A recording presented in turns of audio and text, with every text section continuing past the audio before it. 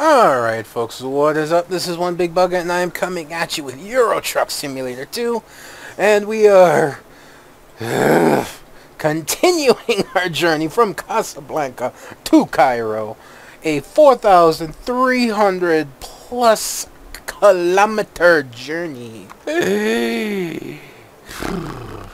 I mean, quite literally, in reality saying, this is like, I'm not sure the kilometer to mile ratio, but this is pretty much like driving from Boston to LA and probably then some. You know, so yeah, it's a long ass trip. You know, just to give you reference.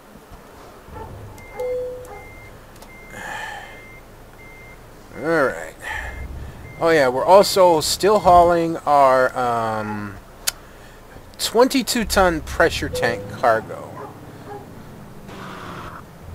Wow. Nothing coming. I'm amazed. There's actually a new Scania V8 out again. I haven't looked at it though. I haven't checked it out. I really should.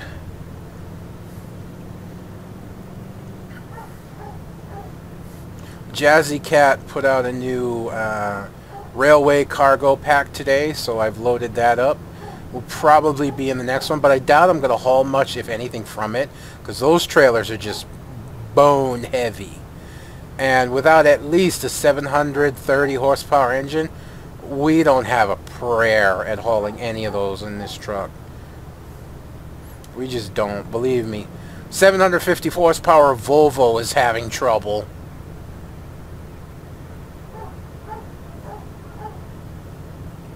I think I have my lights on. Oh no, I don't. They are off. Alright, so we're full fuel. And looks like we might have a good portion of the run coming up. Yeah, I went a little over speed again. I really don't like doing that, but sometimes it just... Damn it. There we go. Sometimes it just, I'm like looking at that car going, I really want to get this adjusted before I hit that car.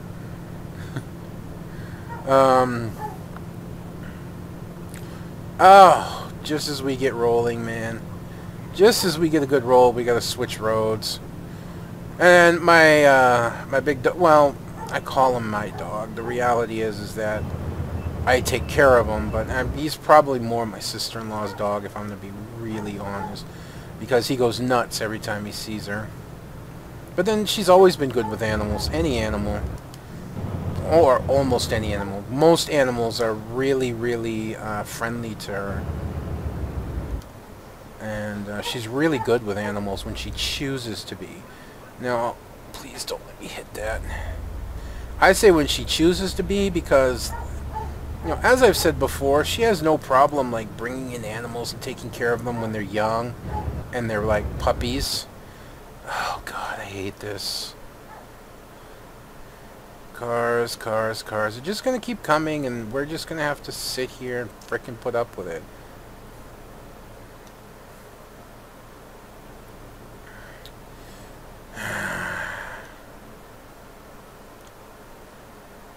I'll wait for a little bit, and if we don't get a break, then I am just going to go around this guy.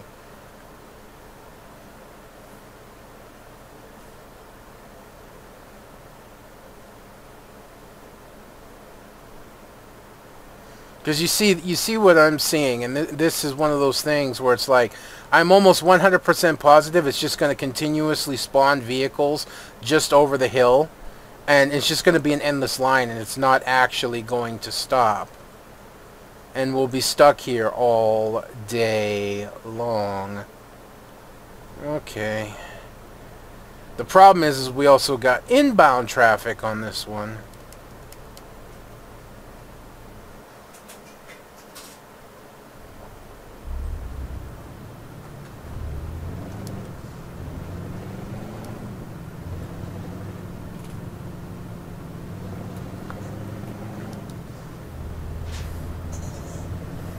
And I mean, look, they're still coming. You know, I swear it's a bug in the game. Maybe somebody can like inform me, true or not, if how long you waited before you actually got to go. But I got a long journey ahead of me. I need to make time, man. And I don't want to sit there and find out if that's an actual bug or not, if I'm to be really honest with you. So, interesting story. You know, me and my internet service provider, my new one, are off to a smashing start. Because, like I said, the first day I got it installed, the upload tanked. I was getting like 0.2, 0.3. And then, you know, I called them up and they said they'd send a tech out to fix it either 2 days ago or yesterday. And I was like, okay, cool.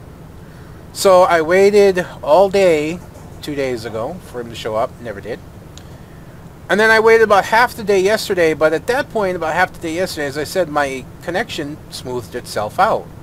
I was getting good upload, I was getting good download, and nothing was wrong. At first I was going to have this technician still come over and take a look, but after a while of it staying steady, I decided, you know what? Why don't I just call them up and say, hey, look, it's doing fine. You know, there's no need to send your technician out here. If it happens again, I'll call back and then we can bring him out to see if he can find anything. But when I called, they said, well, he's already been dispatched and he's already out on the road. I was like, well, you can't contact him out on the road? And they were like, no, not really. It's better that you just wait because he'll probably still come by. And I, at first, was a little apprehensive, but then I was like, all right, I'll wait. You know, and I should have gone with my instincts because 5 o'clock rolls around, he never showed up. Now, I'm not mad at the tech for not showing up. That's obviously not his fault. Because he obviously got a call that said, you don't need to go there. Customer said everything's okay.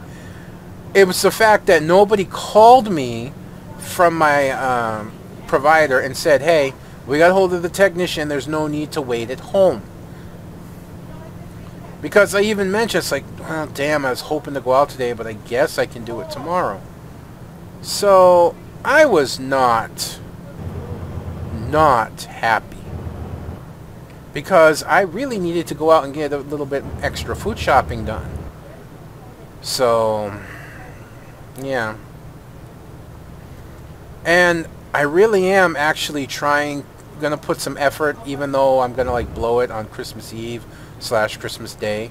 Those are the only 2 days, well, maybe New Year's too.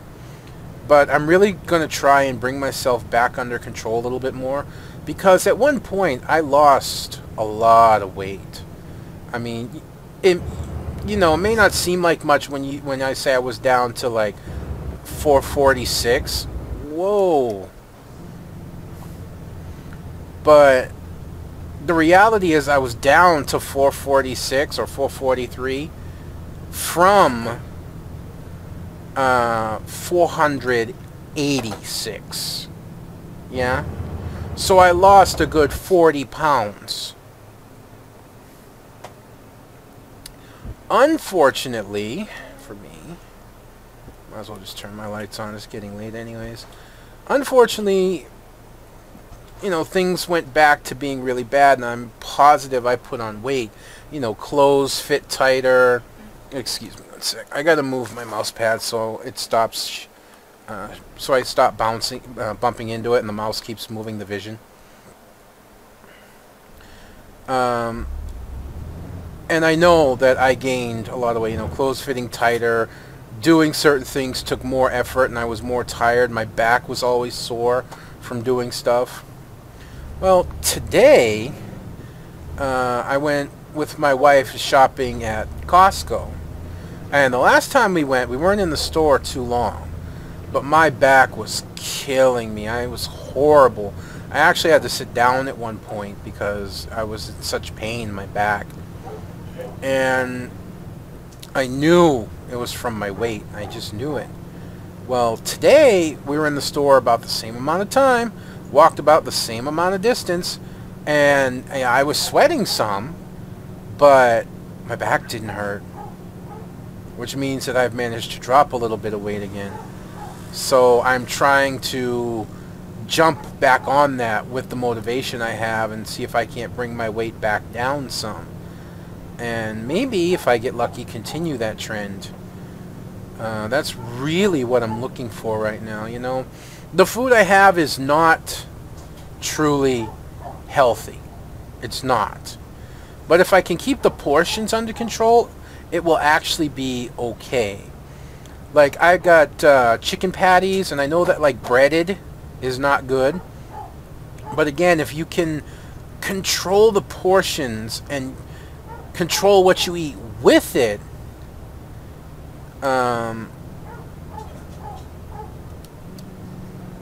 it should be alright.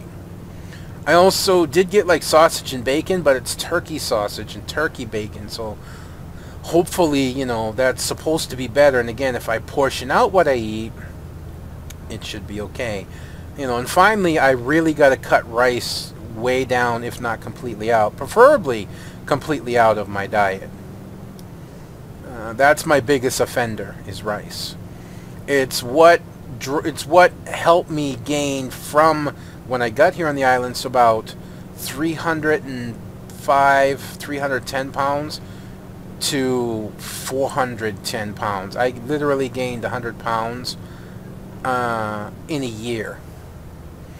And that was because of rice, but I don't blame anyone but myself for that, because I was ignorant to just what rice could do in terms of putting weight on you. Yeah? I was completely ignorant of it. And I ate a lot of rice when I first got here. You know, it pretty much goes with every meal in Hawaii. But I took that to like a whole new frickin' level. And my favorite meal that we prepared a lot when we were first together, me and my wife, was vinyadolsh. It's basically shoyu, or soy sauce in America. Well, this is America, but it isn't. Don't ask. I'm not going to explain it. We'll just say soy sauce in the mainland, shoyu sauce, vinegar with usually pork, but you can do beef, you can do chicken, you can, well, I don't know about chicken, but you can do turkey. But usually it's pork and potatoes. Yeah, double offender right there. Potatoes and rice. And I did that a lot. And that's really what had me driving up the weight pretty damn quick. So it's not, and people look at you like, I get food assistance, me and my wife do, because we're on disability, we're poor. And people kind of look at us sometimes like, how can you have food assistance and be so big? It's not as difficult as you think. I slowed down too much for this corner. That's alright. Better safe than sorry. It's not as difficult as you think to be heavy, to be really heavy, and still be poor. Because things that are cheap and come in abundance, like a 20-pound bag of rice or a 10-pound bag of potatoes, a 10-pound bag of large-size baking potatoes at Costco is $10. $10. Okay? It's real easy to use those as fillers for a meal and put on a ton of weight, especially when you're not very active. So it's very easy, and as a matter of fact, it's easier, believe it or not, it's easier to put on weight being poor than it is having an actual good income. It may sound stupid, but with a good income, you can afford things like a gym membership. And you say, well, you know, just go out for a walk. You don't need a gym. This is true. If I didn't live at the bottom of one of the biggest goddamn hills on the island. That, you know, seriously, I don't know why I moved out. I'm climbing a hill. I'm not going to be passing anybody anytime soon. The hill I have is insanely steep. And the road that goes the other way, it's a little bit better, but it's still got some pretty bad hills on it, man. I can't walk very far at all, and it's dangerous for me to start going that far at my weight and working up that kind of heart rate. I've been wanting to walk around the yard some, but even that's... I know it sounds like an excuse, but there's a lot of, like, good-sized rocks that always seem to appear in the yard, and stepping on them even with shoes right now hurt my feet. My feet are really super sensitive when I step on something. I feel a lot of pain when I do. It wasn't too long ago when I first got here, I could walk around this yard barefoot and the rocks didn't bother me. Now, man, my feet, my legs are so swollen, all I feel is pain when I step on something. I don't feel anything else. It's really hard to explain. You know, I don't have a really good place to like get outside and exercise. I don't have enough room and, to be honest, privacy in the house that I live in to work out indoors. You know, I'm not sure what to do. So the first thing I really feel like I need to do in order to make sure that I actually start bringing myself under better control is to regulate what I eat. Working out helps, but it's not going to help all that much if your eating is out of control. So if I can eat in control and help bring my weight down some by eating better, then walking the road outside becomes a lot more viable. Then walking around the yard becomes a lot more viable. I knew I was losing weight, and I knew that I had lost a fair amount of weight one day when I stepped into the shower, when I got down to 440. When I stepped into the shower and I was showering and I felt a sensation on my legs, and I realized that sensation was the water trickling down my legs. I could actually feel the water running down my legs. I hadn't felt that in years. You know, because my legs are just that swollen, I don't have very much sensitivity in them. And unfortunately, I don't know whether it's, you know, stress, depression, things going wrong, or just me being an idiot, you know, I put that weight back on. Well, since my back didn't hurt going to Costco today, it's time for me to try and buckle down again. You know, I'm looking for things that are a little bit more portioned, things that are a little bit more, that are healthier for me.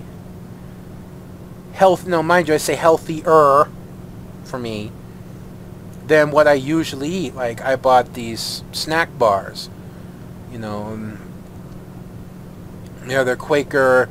They're supposed to be, I wouldn't say good for you, but there's like, if you have one as, you know, just like one for a snack, I would say at most 2 a day by reading what the label says, then you're good. Then me, otherwise, like, especially going to Costco, this is dangerous, buying like a massive can of peanuts like I did, even though peanuts aren't terrible, it's still,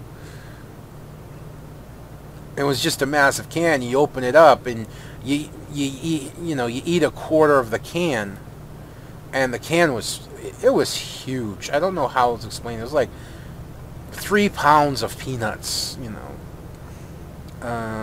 dry roasted sea salt, but still 3 pounds. You know, there's no regulation there. With these bars, it's like 1 bar, 1 wrap. Unwrap it, and if I could keep myself to that, then that's a hell of a lot better. These patties, you know, they're portioned out. Even the sausage and the bacon is easier to portion. I don't know how to explain it beyond that, really. It just feels like it's going to be easier that way. You know, so when I go shopping coming up in, you know, next week or so and the week after and whatnot, I'm going to be looking to try and steer away from my usual impulses and try and get things that are a little bit healthier for me.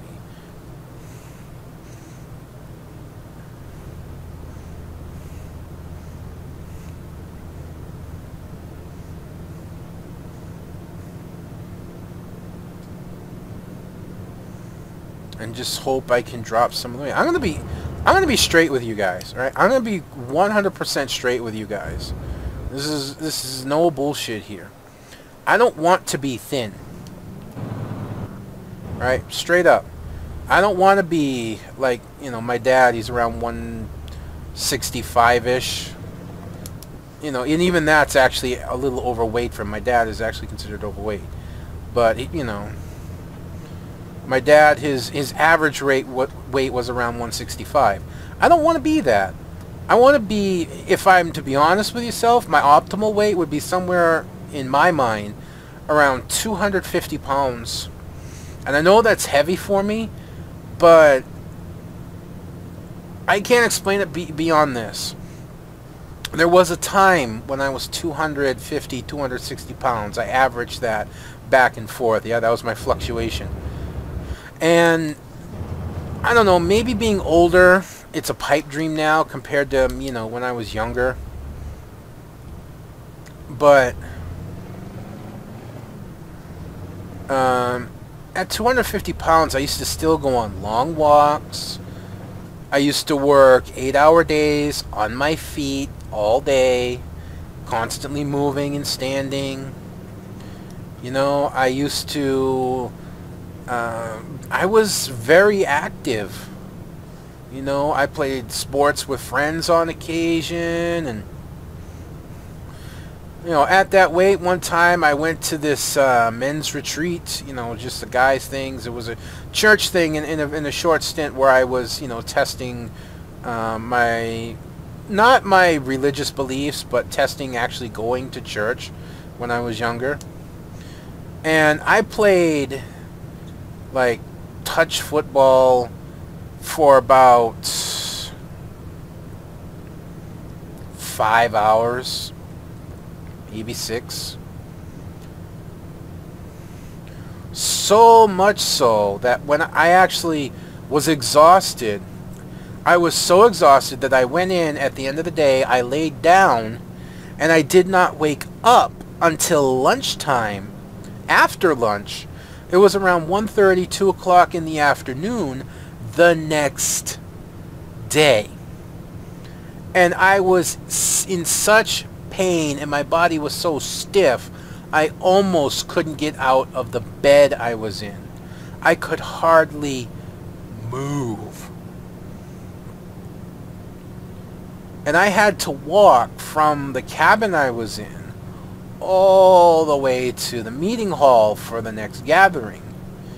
And just to give you an idea of how bad it was, hey, that cargo looks familiar. To give you an idea how bad it was, I had to walk around roots that were sticking up out of the ground. I don't mean like big, you know, main tree trunk. I'm talking little roots. I couldn't lift my feet. I couldn't get around the roots in the freaking, you know, that's how bad it was, man. That's just how bad it was. But I was that active.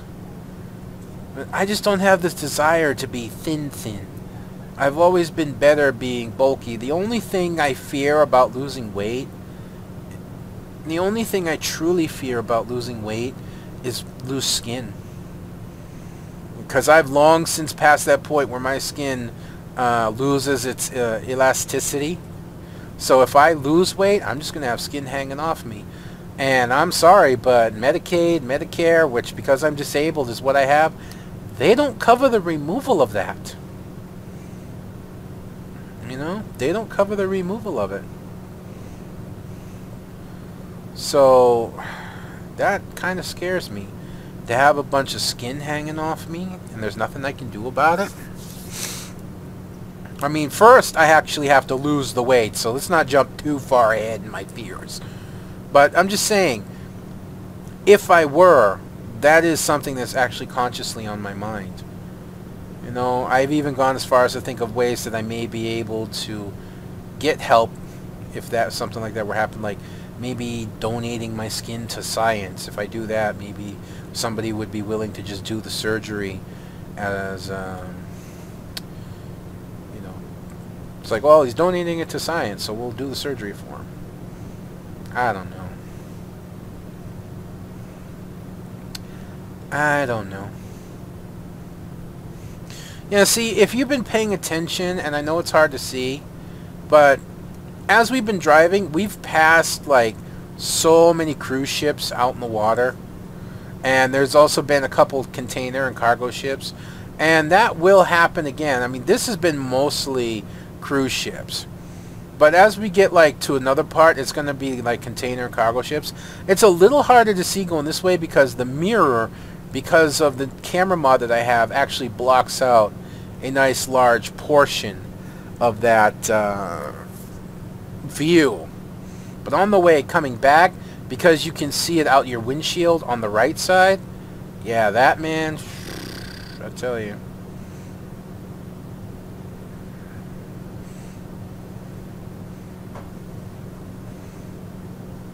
I hope they come out with American Truck Simulator, that they actually make the economy more like a hard mode mod rather than like the standard. Yep, that was just loading. Rather than like the standard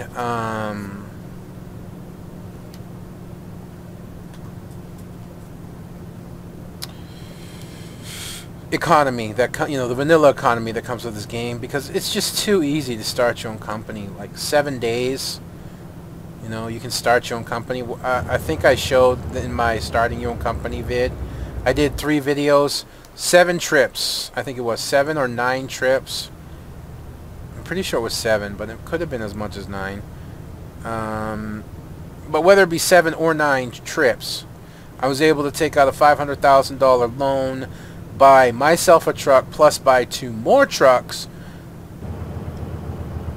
I was plus upgrade my garage. So I upgraded my garage, bought 3 trucks, and those drivers almost immediately became profitable and started taking over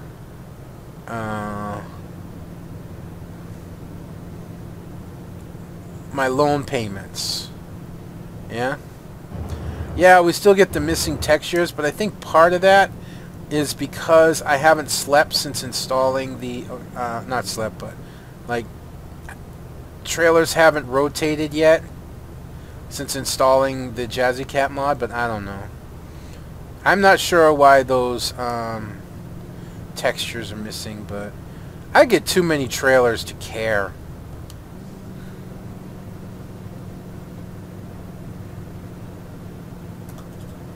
Yeah.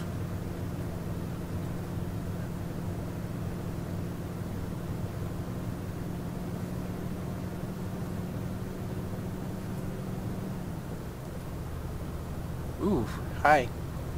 Almost didn't see that. We still get enough fuel. We've been doing a lot of awesome cruising right now. We've really been able to just cruise on this run. We put a lot of distance behind us. I think right up close to 7. We were at like 2,200, yeah, so we're closing in on 1,000 kilometers behind us already. I'm pretty sure we'll be able to make the next rest stop before we need to, because they're spaced out pretty even. So we just got to go from here to here. The danger part, really, in getting to rest stops to Cairo is this part. So instead of resting here, if we push to here, then we should be able to get through this, and maybe even as far as here, because this is, you can see the road thickening. This is highway. This is highway, so it'll be multi-lane. And then it looks like it narrows back down here. Yeah, because this is a rest stop. It looks like it narrows, but I'm not sure if it actually does. But then, on the next part of the trip, we can just push through to here and then end it. So this video, one more, so at least 2 more videos coming after this one is what I'm thinking. That's what I'm thinking.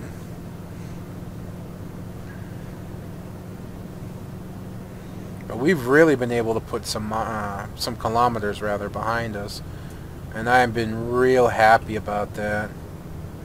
Whoa! What the hell was all that about? Glance up ahead and traffic is stopped.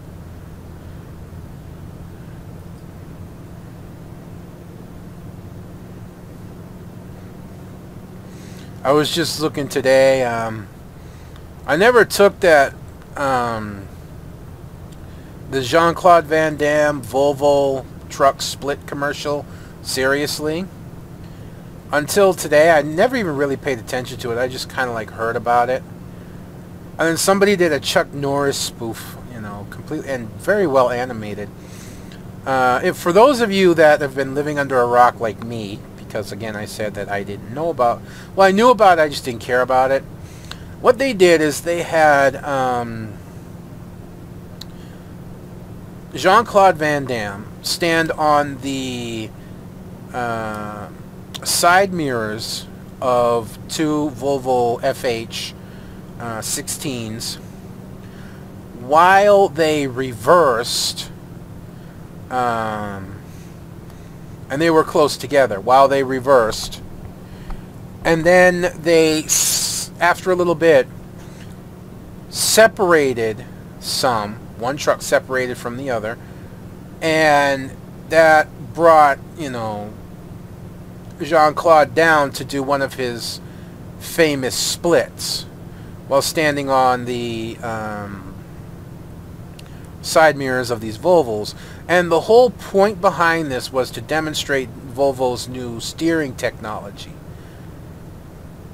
And actually, I gotta say, it's a pretty impressive commercial. But what I was more impressed about, the truck that moved away from Jean-Claude was a straight truck, a cube truck, you know, box truck, whatever you want to call it. The other truck that he was on was actually a trailered truck. It was a 4x2 with trailer. The guy was actually, I thought this was like, it was filmed in reverse. That's actually, we're going forward. They started separated and then they came together. But no, they were actually backing up. So the guy on the right-hand side truck in the commercial was driving a trailered truck in reverse at a good clip in a straight line. To me, that was more impressive than the split on the mirrors, because it was not fishtailing in the slightest. It was a dead straight line with a trailered truck. Ugh. That was beyond impressive. However, as I was saying, somebody did a spoof about it, you know, because Chuck Norris is, you know, Chuck Norris. Somebody did a Chuck Norris spoof. Completely CGI animated. And basically what it is you start out with a close-up on Chuck Norris's face. You could tell that wherever he is, it's a little windy because his hair is blowing, and you can hear the wind going by. And, you know, you see his face, and he's got a black cowboy hat on. And as it slowly pulls away, Chuck, you can see these two boots standing on Chuck's head. And as it pulls further and further back, what you end up seeing is a bunch of guys standing on Chuck's head in kind of this tree formation. You know, they almost look like a pine tree. And as you pull further and further back, you realize that Chuck Norris is standing on two wings.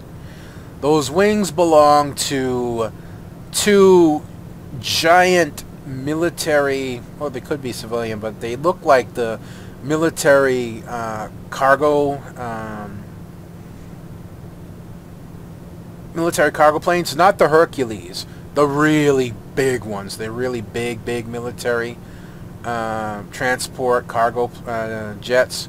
He's standing on the wings of two of these with these guys balanced on their head, on his head. And then then the planes slowly separate and Chuck Norris goes into this split, you know, while standing on the wings with all these guys balanced on his head. And then as the camera pulls away and rotates to the side in the same fashion it does with the Jean-Claude video, what ends up happening is Christmas lights light up over the bodies of the guys that are on him, so they look like a Christmas tree. And then they each light flares and hold them out to the side in different colors. And the guy on the top lights up a flare and holds it straight up, like the, the star or the angel on a tree. And it's, it goes, Merry Christmas on it. There is, okay, yes, the gas station is on the road. We're almost there. And it's frickin' hilarious, man. It is frickin' hilarious.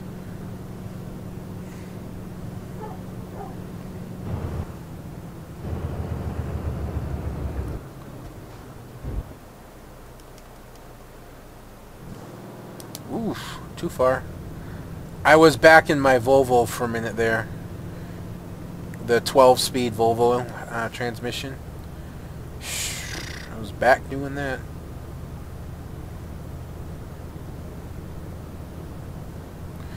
That's just a plain rest stop. Don't need to stop there. We're aiming for the gas station, which is just up ahead.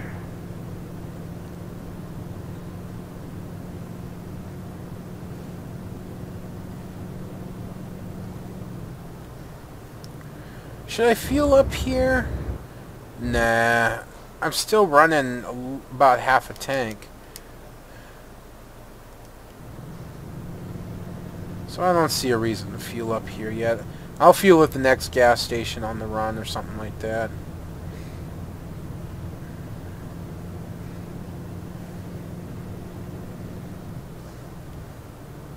I'm actually getting a nice collection of skins right now. For tomorrow, I think it is. Yeah, tomorrow's Friday. For tomorrow's skin showcase. So make sure to check that out for sure.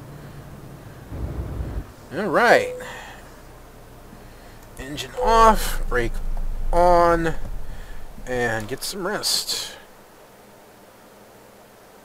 And it's not raining. Alright, folks. Not bad, not bad. We put pretty close to 1,000 miles behind us on that run. Some nice, pretty smooth sailing. Cannot complain. I really do like the look of my truck right now. The black with the tan brown, man, and then the chrome rims on the tires. Plus I'm able, I get the side skirts going on. And then the simple bull bar up front with the simple bar up top. But I need to get some whirly lights up there. Forgive me. I call them whirly lights out of a joke. I need to get some beacons up there or something, man. I need to get something up there. So I may end up changing up the high bar so I can put beacons on them for heavier loads. Oh, you shall see. But anyways, that's going to be me done for this episode, of course. If you enjoyed watching this, please leave a comment, rate, and subscribe down below. That would be amazingly awesome. But until that time, this is going to be one big bugger. I'm going to be signing out, and I'll see you folks on the road.